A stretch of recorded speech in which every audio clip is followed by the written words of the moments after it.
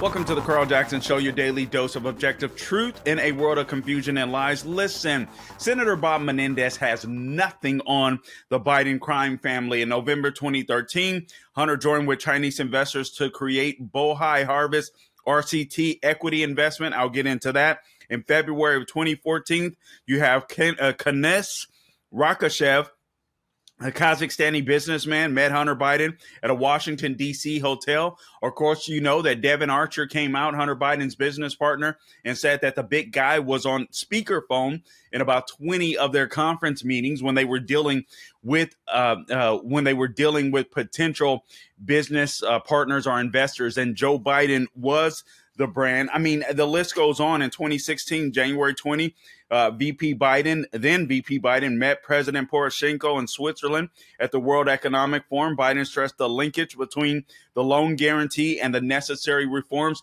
This guy is corrupt as all get out. Senator Bob Menendez is just a piker, and I'm going to prove that in this episode of the Carl Jackson Show podcast. Guys, please subscribe to the podcast wherever you go to get your podcast. That includes Apple, Google, Spotify, YouTube, Rumble.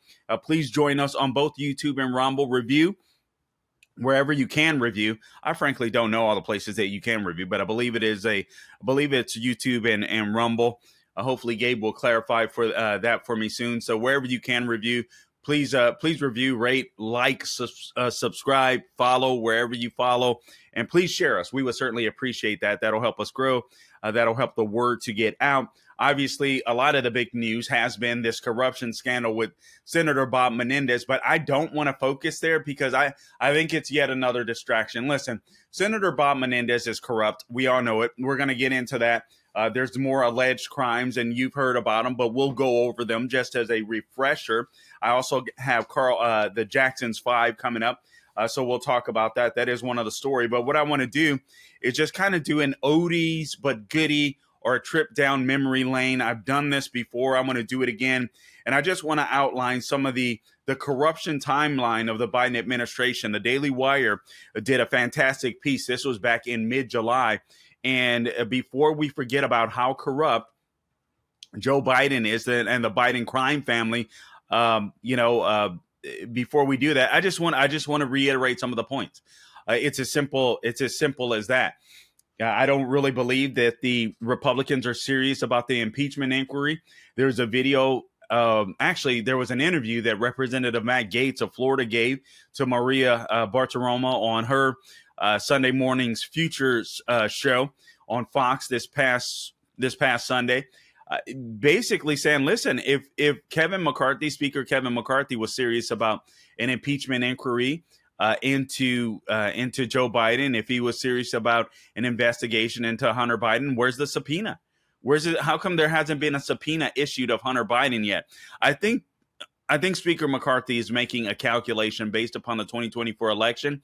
But I got to tell you, people want justice, and people need to see that congressmen are willing to do something. He and Congressman Matt Gaetz and Maria Bartiromo were going back and forth, and Maria Bartiromo mentioned some of the committees that were established, such as the Weaponization Committee, and Matt Gaetz was like, listen, that's process. I mean, what have conservatives got done? And he's absolutely right. I think what happens with the conservative movement and the Republican Party, quite frankly, is we get so excited when Republicans do something, when they do what they're supposed to do, that we act like they're the end all and be all, and it's just not the case. Sadly, the Democrats have grown spoiled because even when they lose elections, they seem to win, and they continue to advance the ball down the field. They continue to drag the country left. I mean, I read a report today. Let me give you Jackson's 5 because I'll talk about it there. So this was something that I read that I found in Breitbart earlier today. And this is absolutely astonishing to me. Now, if I can actually find it, that would be great. Okay, so hat tip Breitbart analysis. U.S. foreign-born population approaches 50 million under the Joe Biden administration. So the United States foreign-born population is now approaching 50 million. That's the highest ever, less than 3 years into Biden's policy to expand immigration levels by executive power. If you guys listen to the podcast that I had with Anna Charatelli yesterday of the Washington Examiner, if you didn't listen to it, I encourage you to do it, guys. She's just an honest reporter, and she was. There's nothing being done to the border. Nothing. There's nothing being done on the border, and I'm talking about Republicans. There's no major efforts from Republicans. Even some of our champion conservatives. I mean, beyond talking points, there's no major efforts to curtail, to stop, to halt, to slow down what's happening at the border. Nothing is happening right now. Nothing. Obviously, Democrats really don't care. All of these people coming through the border are expendable. They're expendable, so they don't give a flip. But I encourage you to check out that podcast if you have not listened to it or watched it already, wherever you go to get your podcast. But all right, so check out this.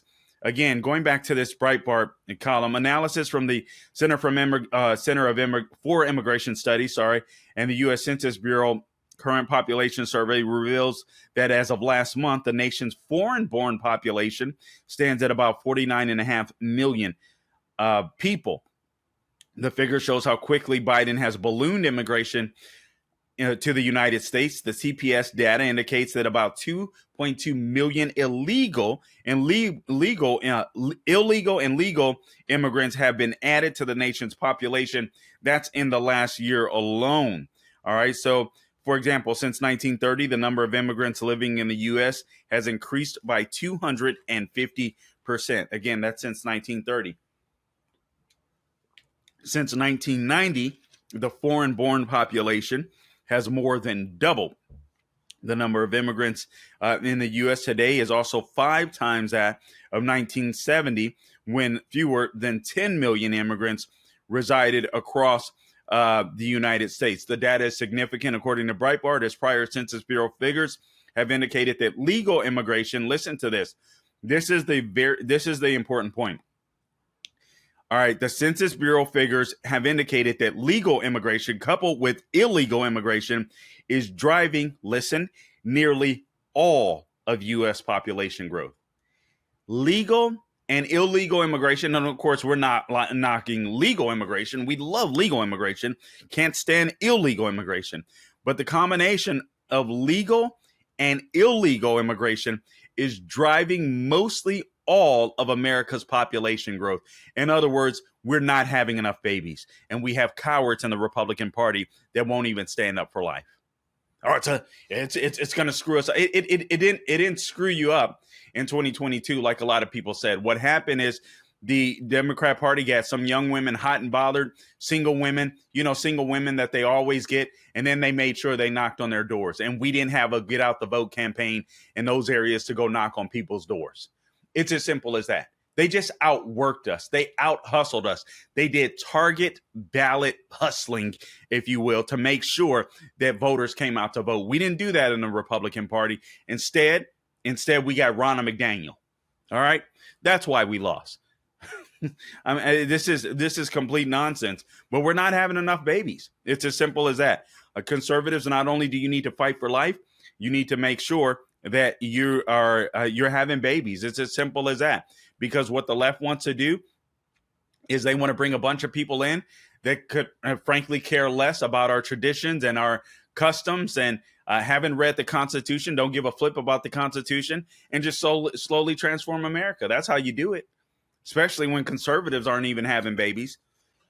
You guys have to forgive me. I've had a terrible cough over the last day. It's weird. It just came on and it's been insane. So anyway, just please forgive me for that. All right, now moving on. So that was one of Jackson's 5 that I wanted to talk about. Let me pull this up because I got a couple that were on the tip sheet that I would like to make mention of. By the way, today's show is brought to you by MyPillow.com. Mike Lindell at MyPillow is offering amazing deep discounts to all of my listeners. All you have to do is go to the radio podcast square at the top of the page and enter my name, Carl, C-A-R-L, as the promo code. And all of those deep discounts will be available to you. That includes Giza sheets. That includes mattress toppers, towels, My Pillow 2.0, you name it. All right, deep discounts available for all My Pillow products. 10-year warranty, 60-day money-back guarantee. You're going to support American jobs. You're going to support American manufacturing. You're going to support an American patriot in Mike Lindell, and you're going to get a good night's rest. All right, so mypillow.com. They've also got those slippers. You're going to love those slippers. Christmas is coming up. Cooler weather is coming. Maybe a good time to go shopping for those. I mean, there's discounts up to over 60% off in some cases. All right, now getting back to the issues at hand here. So this was on the tip sheet this morning, and I think this is very important. Oh, did you guys hear about what's going on? Actually, let me talk about this. This is one of the ones that were 60 Minutes. Apparently, there was an interview on 60 Minutes, which is driving a lot of people cray.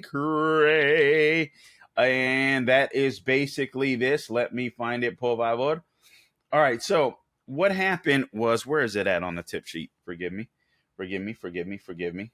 I'm sorry, I'm working with this laptop.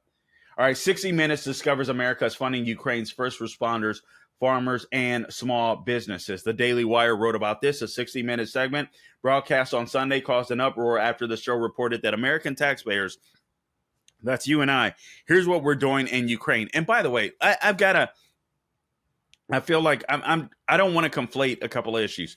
I love the Ukrainian people. I want the Ukrainian people to be safe, but I believe a lot their leaders are corrupt. We know that it's a very corrupt country, one of the most corrupt countries in the entire world. The same is true for Russia. We completely get it. I don't want innocent lives lost. I don't want people unnecessarily dying in Ukraine. Citizens. I don't want people unnecessarily dying in Russia.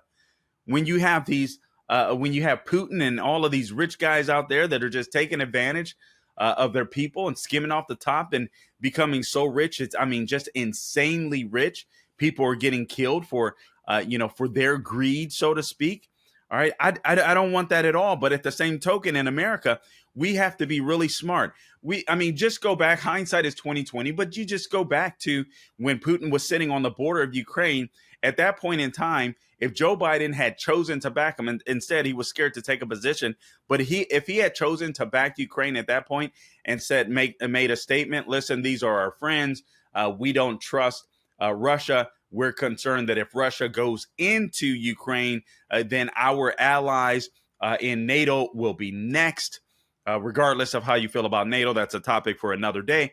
They'll be next. So what we're going to do is make sure that they hold the line. We're going to give them equipment to make sure that Russia does not invade and hold the line. Boom, done. Maybe Putin would have saw that and he would have said, oh, okay, I'm not going in. But he saw what happened in Afghanistan. He saw that Biden did absolutely nothing but acquiesce to his whims while he was sitting on the borders of Ukraine or on the border of Ukraine. So he decided to invade.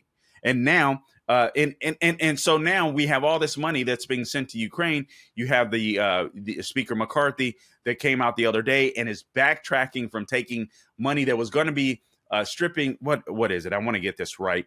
He was going to strip some money that was going to Ukraine, and he has backtracked on that. So McCarthy backtracks on stripping Ukraine aid from a Pentagon funding bill. Basically, he said, listen, the aid has already gone out in a previous bill or has already been allotted for in a previous bill. So I would screw things up altogether. So I'm just not going to do it. And obviously I'm paraphrasing, but he's saying the money is already there. It's already tied to things. So you got $300 million that's already going to Ukraine.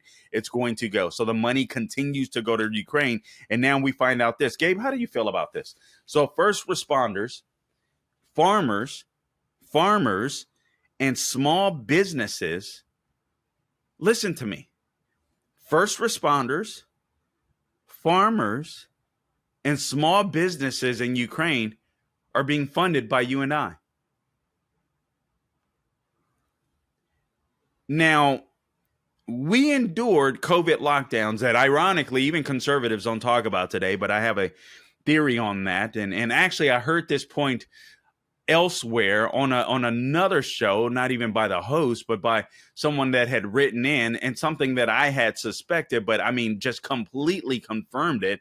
And I guess people don't want to talk about COVID because either it's a painful memory. The COVID lockdowns, it's a painful memory. Maybe you got the jab and you were telling others, that they should get it. Maybe you lost your employment. Maybe you were just on the wrong side of the argument. So people just don't want to bring it up. You got the jab and you're scared. You were on the wrong side of the argument and you just want to forget that you were wrong and don't admit that you were wrong. So people just refuse to bring it up. And that is true on the Republican side as well. It's amazing. But yeah, here we are. We're funding Ukraine's first responders. We're funding their farmers. We're funding their small businesses. Meanwhile, the COVID lockdowns that were imposed upon us destroyed many of our small businesses. And you have the Biden administration making a concerted effort to get us off of meat, dairy products, with this whole this what is it, C40, I believe it is. It's basically Agenda 2030. We had Vita Duffy Alfonso on last week, if you may recall, to talk about it. Insane. If you haven't seen or heard that podcast, make sure that you check that out. All right, here's another story that I find fascinating, and then I want to get to this video here shortly of Miguel Cardona, and we're gonna compare apples to oranges when it comes to Senator Bob Menendez and the Biden crime family. All right, so you got here's another story. You got Oversight Committee Chairman James Comer names witnesses for Biden's impeachment. So that is a good thing. I think Jonathan Turley, he's been a good guy, a Democrat, but he's really fair on the issues, an attorney. He's going to be one of them. So on Monday night, House Oversight Committee Chairman James Comer announced the witnesses for the first hearing on the Biden impeachment inquiry. The witnesses include Bruce Dubinsky, the founder of Dubinsky Consulting and a forensic accountant, Eileen O'Connor, who formerly served as the assistant attorney general in the DOJ tax division, and Professor Jonathan Turley of George Washington University Law School, who has offered analysis and insight about the Biden family corruption and impeachment inquiries. All right, so polling shows that at least a plurality of Americans support an impeachment inquiry, and according to a CNN poll, believe that Biden, as then VP Biden, had at least, quote unquote, some involvement in his son Hunter Biden's shady business dealings. And by the way, it's the opposite. It's Hunter Biden that was involved in his dad's shady business dealings. All right, so I just want to make that emphatically clear. All right, now here's another story. Here's another story that I found fascinating. And then I want to play, actually, let's see, what have I done? Boom, boom, boom. Who made it to the second debate? Let me do that. And then I want to share this other story with you. And then I want to share this video of the Education Secretary, Miguel Cardona. You may have seen this video, but if you haven't, or if you haven't heard, you need to see it. You need to hear it. Guys, these people, it fascinates me. The left won't have their kids. They encourage you to abort kids. They try to depopulate the earth. They try to scare people, the crap out of people, when it comes to this man-made climate change nonsense so that people are afraid to give birth. Yet they want to control your kids, and it's because their ideas cannot be reproduced without mushy brains. They're killing people, right? So they're depopulating. So that's what they're about. But how do they proliferate their ideas? They have to have mushy minds. And that's why they need your children, frankly. So let me just give you this. Who made it to the second debate? Because that's going to be, and I'll be talking about that tomorrow. But who made it to the second debate? That is worth knowing. Let me pull up the names. All right. So basically, you obviously are going to have, let's see, Governor Ron DeSantis, Vivek Ramaswamy, former Vice President Mike Pence, Ambassador Nikki Haley. You have New Jersey Governor, former Governor Chris Christie. Also, Senator Tim Scott is back for the second debate. And then you have North Dakota Governor Doug Burgum. So the only person that has been kicked off of the stage is Asa Hutchinson, the former governor of Arkansas. And by the way, just real quickly, as a side note, Molly Hemingway of the Federalist wrote a great column, and it's so funny. I should have at least tweeted it out, but I'm glad that she wrote the column. If Chris Christie wants to do something, to help America, to help the American people. He needs to drop out of the presidential race and run for the Senate in New Jersey. I mean, let's face it, it's a liberal state. I know he wasn't that popular when he left as governor, but surely he's more popular now. Now that he's been, now that he's getting the attention of some moderates and independents, and also been on all these liberal networks giving his opinion. And he had a job. I forget which liberal network, but nonetheless, I suspect that he would be able to win that Senate seat in New Jersey that's coming up. So I think that's better. That's a better fit for him. Here's this story that is absolutely crazy. A German family faces deportation from America after living in the country for 15 years. Why? Because they homeschooled. And I would argue too, they must be. They have to be conservative in their thinking, some way, shape, or form. It doesn't make any sense to me. Or they have to be believers of some sort, because this just does not make sense at all to me. So here's the story. Again, a German family faces deportation from America after living in the country for 15 years because they homeschooled their children. So for 15 years, I don't know how to pronounce this name. The Romaiki family has lived in Morristown. Uwe Romaiki, the father of the 7 Romaiki children, works as a piano accompanist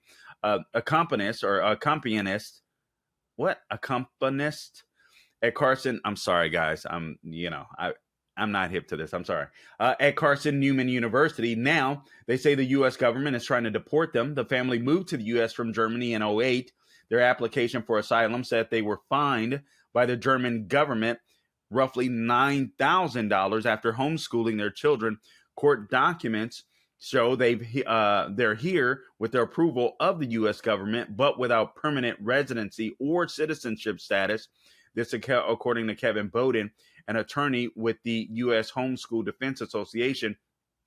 Romaiki said 2 weeks ago, an immigration agent asked his family to return in 4 weeks with German passports and to prepare to self-deport. Romaiki said since he and his wife moved to the U.S., they've had two more children, and 2 of their adult children are married to U.S. Citizens. So this probably won't go well for them, frankly. But this is the way that things turn out. Molly Hemingway of the Federalist wrote the DOJ finally found asylum seekers it opposes. It's a German family that has lived here for 15 years after being punished for schooling. Ben Zeisloff, Biden let 7 million illegals pour over the border since he assumed office, but wants to deport yep, there we go. I knew it. Wants to deport a Christian family. That's what it is. That's the rub. You can deport white Christians all day long, but you better not mess with the illegals. All right, now let's get into this video. This is a short video. This is Miguel Cardona, the education secretary. I want you to just hear his words, and then we're gonna compare apples and oranges. Biden corruption compared to Senator Bob Menendez corruption. I argue that Senator Bob Menendez is a straight up amateur compared to the Biden crime family. But let's roll the tape first on Miguel Cardona. There was civility. We could disagree. We could have healthy conversations around what's best for kids. I respect differences of opinion. I don't have too much respect for people that are misbehaving in public and then acting as if they know what's right for kids. You know who was misbehaving in public, right?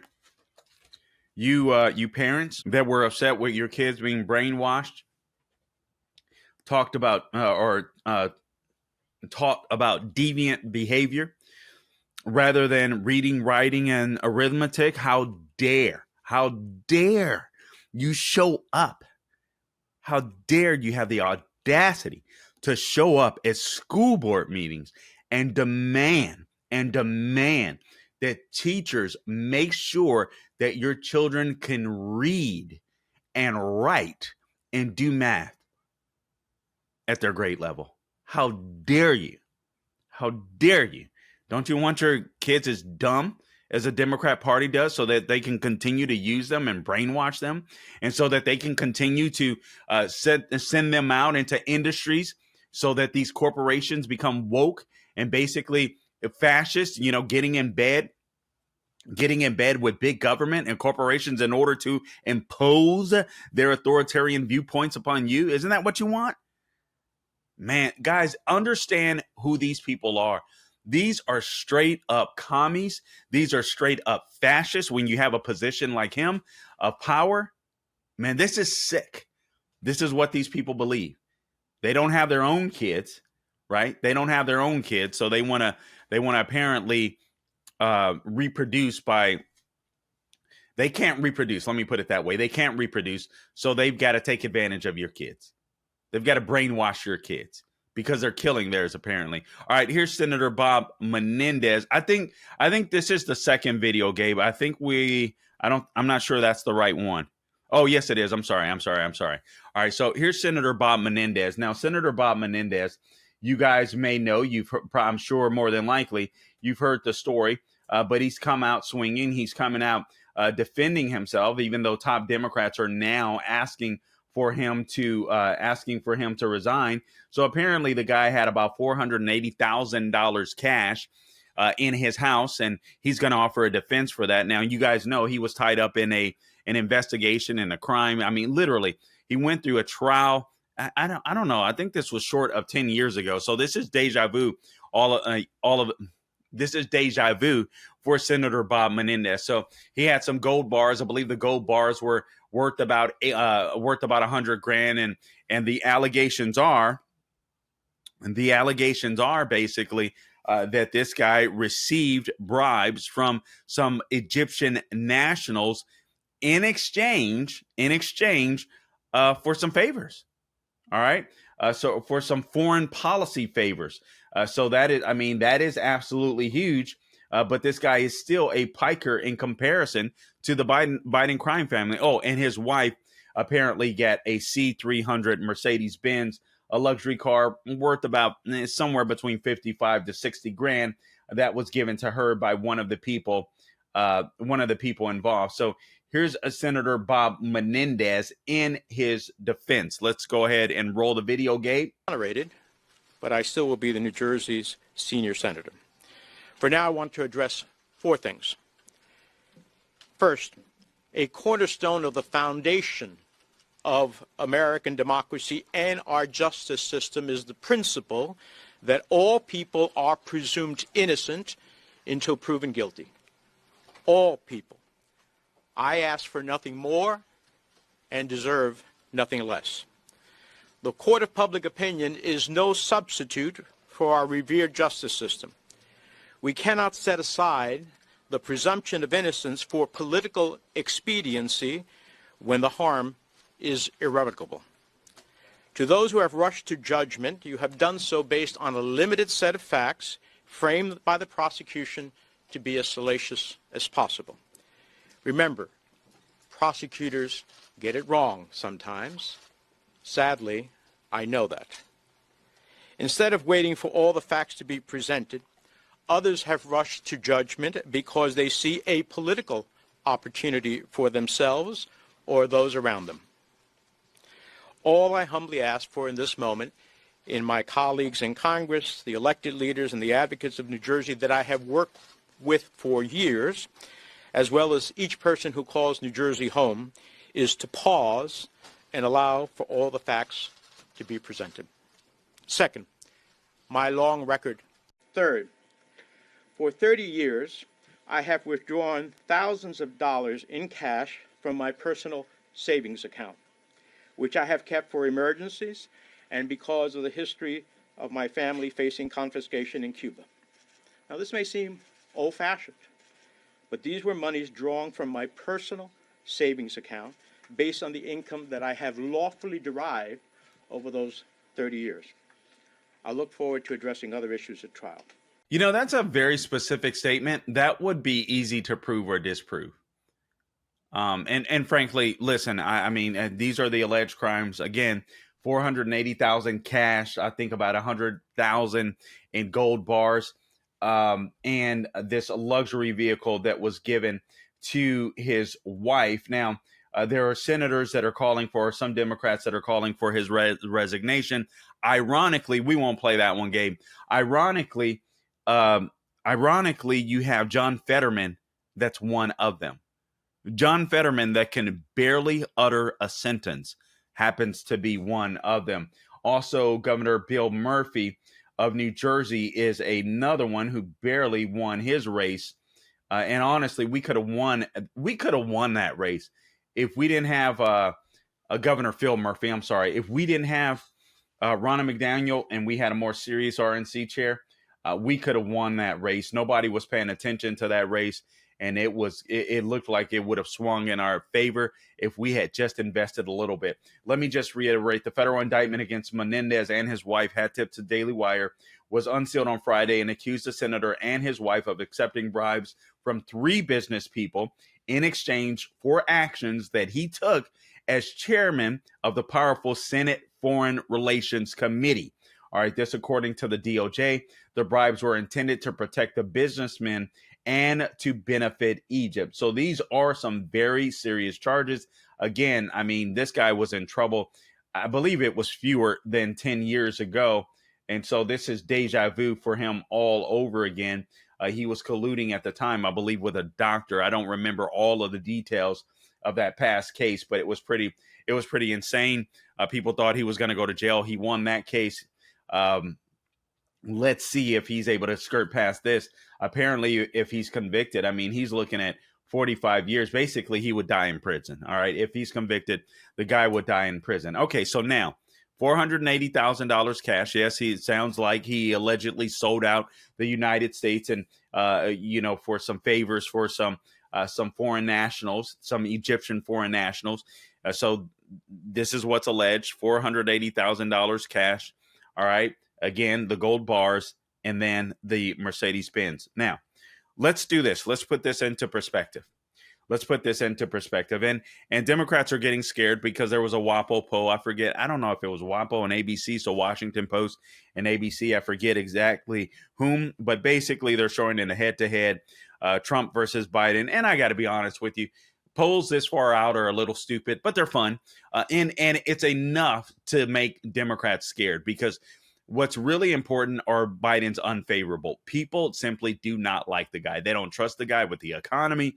They don't believe, the vast majority of voters don't believe that he's cognitively all there. This is not going well for Democrats in the polling, right? And I haven't looked into the intricacies of the poll, but suffice it to say, these polls have not been done well. Nonetheless, it doesn't matter. That is enough to scare the Democrat Party. When you get, with everything that's been thrown at Trump, you get a head-to-head where the guy is leading by 10 points in this polling, and Democrats live and die by polls, then they have to be absolutely terrified.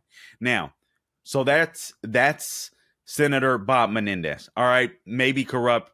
Frankly, I believe he is, but we'll continue to say allegedly until more comes of it. But let me just give you a taste. Of the Biden administration.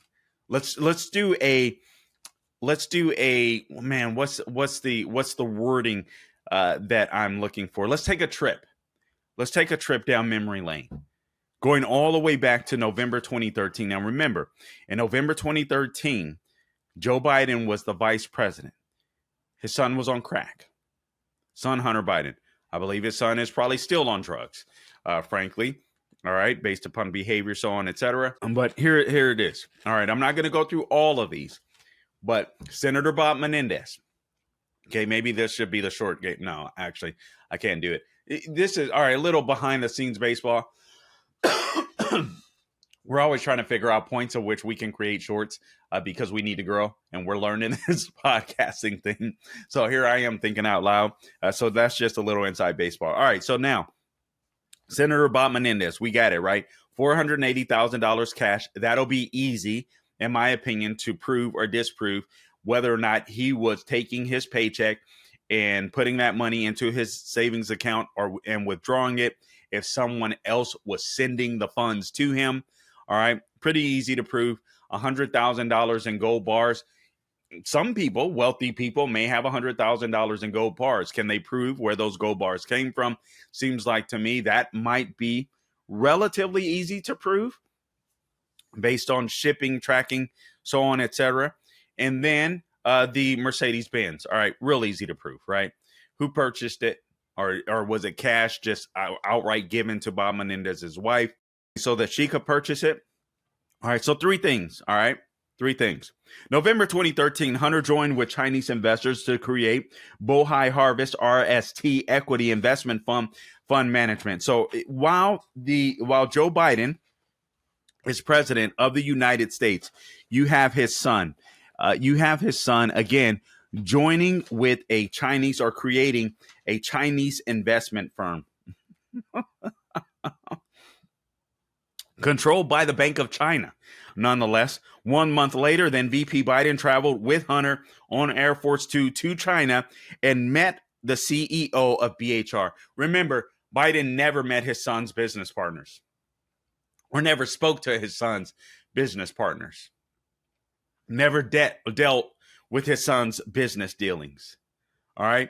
February 2014. Oh, actually, this goes on. He traveled on Air Force Two to China, met with the CEO of BHR, a guy by the name of Jonathan Lee, spelled L-I. Soon after that, BHR's business license was approved, and Hunter had become a board member. How convenient. In February 2014, Ganesh Rakashev, a Kazakhstani businessman, met Hunter Biden at a Washington, D.C. hotel. In April 2014, Rakashev's Singaporean company wired $142,300 through his Latvian company to a Rosemont entity. That was another Biden business. Soon after, that entity wired $142,300 to a car dealership in New Jersey for a new sports car for Hunter Biden. So he bought a Porsche, and there you have Senator Bob Menendez's wife. She bought a Mercedes, a C300. So $55,000, maybe $60,000, $142,000 for Hunter. Now I'm already on the at least the third offense. I mentioned that Bob Menendez had three, right? May 2014, Ukrainian gas producer Burisma announced that Hunter Biden had joined its board of directors. There was news on Just the News about Burisma today. What was that? What was that? It was pretty important news, frankly. I'll see if I can find that. Oh, you know what it is? You know what it is. Here it is. Photos show Ambassador. Remember this chick, Yovanovitch, met twice with Burisma official after being told the firm was corrupt. Now, close this. I'm sorry, you got ads freaking popping up. All right, so photos show Ambassador Yovanovitch met twice with Burisma official after being told the firm was corrupt. So photos deleted from the now defunct Burisma Holdings website show former U.S. Ambassador Marie Yovanovitch met with Vadim Pozharsky, the Burisma official who worked closely with Hunter at two separate events after she had been told the Ukrainian energy company was considered corrupt by the State Department. Why would you meet with them then? The photos are likely to raise stretched questions about parts of Yovanovitch's testimony to Congress during former President Donald Trump's first impeachment. It also raises the question of why the U.S. Embassy in Ukraine engaged with company representatives in a public relations campaign with the U.S. government at the same time that internal embassy communications focused on the company's corruption. All right. So that broke on Just the News earlier. Now, let me go here. In May 2014, 9 days later, VP Joe Biden visited Romania and delivered a speech to the Romanian Prime Minister, judges, prosecutors, and leader of the Romanian Parliament. And on September 12th, 2014, BHR invested. BHR, again, is Bohai Harvest RCT. That was Hunter joined with Chinese investors to create Bohai Harvest RST Equity Investment Fund Management Company. All right. So BHR invested $1.7 billion in a Chinese Communist Party linked petroleum and chemical company. Roughly 3 months later, Hunter Biden and his business associate invested $484,920 into BHR. A few weeks later, Rakashev's Kazakhstani oil company said Burisma oil company and Burisma joined with a CCP-linked company and announced a transnational financial arrangement. It's weird. It's weird how Joe Biden's president is in the middle of all of that, right? The president to his company. March 2015, flash forward. Hunter Biden organized a business dinner at Cafe Milano in Washington, D.C., where Joe stopped by to meet high-level Burisma official Vadim Pozarski. September 2015, BHR joined with a CCP-linked entity to acquire U.S.-based Hiнаges Automotive in a deal reportedly worth $600 million. November 2015, Pozarski suggested high-level U.S.-level officials visit Ukraine and talk with prosecutor Viktor Shokin and President Petro Poroshenko about Shokin's investigations into Burisma CEO. November 2015, as the House Committee on Oversight Accountability documents, a company owned by Biden associate began receiving from a Romanian businessman what turned out to be millions of dollars over the course of 2 years. Guys, I don't want to torture you with my cough, but I do want to mention a few more of these before we close out. All right, I'm going to fast forward. Literally, I mean, there's where was I? There's 1, 2, 3, 4, 5. I'm looking all the way back to 2015, all the way to 2020. Let's go January 2016. VP Biden met President Poroshenko in Switzerland at the World Economic Forum. Biden stressed the linkage between the loan guarantee and necessary reforms. And February 4th of 2016, Mykola Zlochevsky gave Hunter Biden extravagant birthday gifts. 2017, BHR agreed to purchase London Mining Corporation's minority stake in African cobalt copper mine, Tinki Fugurumi Mining SA, for $1.14 billion. The next month, CEFC chairman Yi Jinping gave Hunter Biden a diamond worth $80,000. Guys, I mean, this is insane. March 2017, Chairman Yi Jinping's company wired $3 million to Robinson Walker. The same day, Joe Biden attended a CEFC meeting at the Four Seasons in Los Angeles, according to a Biden family associate. Wow, that's coincidence. That's a coincidence, I bet, right? May 13, 2017, that email was sent between Biden business associates about the ownership of the CEFC deal, mentioning 10 held by the big guy. You got July 2017, Hunter Biden reportedly wrote in WhatsApp message to a Chinese company. You guys know this one. Please have the director call me, not James or Tony or Jim. Have him call me tonight. I am sitting here with my father, and we would like to understand why the commitment made has not been fulfilled. I am very concerned that the chairman has either changed his mind and broken our deal without telling me, or that he is unaware of the promises and the assurances that have been made have not been kept. Tell the director that I would like to resolve this now before it gets out of hand. And now means tonight. And Z, if I get a call or text from anyone involved in this other than you, Zhang, or the chairman, I will make certain that between the man sitting next to me and every person he knows and my ability to forever hold a grudge, that you will regret not following my direction. All too often, people mistake kindness for weakness. And all too often, I am standing over top of them saying, I warned you from this moment until whenever he reaches me. Okay, my friend, I am sitting here waiting for the call with my father. I sure hope whatever it is you are doing is very, very, very important. This guy, Hunter Biden, realized that he had power.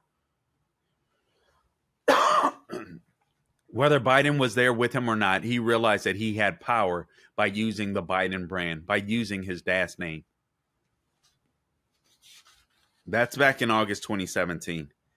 January 2019, and there's more in between.